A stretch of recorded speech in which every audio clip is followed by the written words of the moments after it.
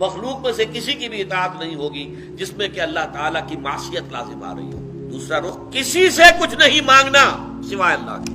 ایک ہے مادی طور پر استعانت طلب کرنا، میں آپ سے کہوں ذرا مجھے پانی پلا دیجیے، مجھے معلوم ہے وہاں پانی ہے، گھڑا ہے، رکھا ہے، کچھ اور ہے، وہاں جائیں گے پانی لے آئیں گے۔ مادی اسباب کے تحت مدد طلب کرنا، اس میں قطعاً کوئی حرج نہیں۔ عالم غیب کی کسی ہستی سے مدد چاہنا یہ شرک ہے بدترین نوعیت، چاہے وہ فرشتے ہوں۔ روح عبد القادر جیلانی رحمت اللہ علیہ یہاں آ سکتی ہے یا نہیں آ سکتی، میں نہیں اس بحث میں پڑھنا چاہتا، آ سکتی ہے یا نہیں آ سکتی، چھوڑ دیجئے۔ فرشتے تو موجود ہیں، اس میں کوئی اختلاف ہے؟ کرامن کاتبین تو ہیں، فرشتے تو اس وقت ہیں، گھیرے ہوئے ہیں ہماری اس محفل کو، تو فرشتے تو ہیں نا۔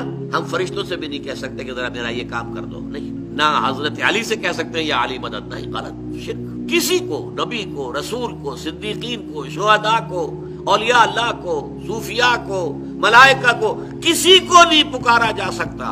استعانت ہوگی اللہ سے، استمداد ہوگی صرف اللہ سے، استغاثہ ہوگا صرف اللہ سے۔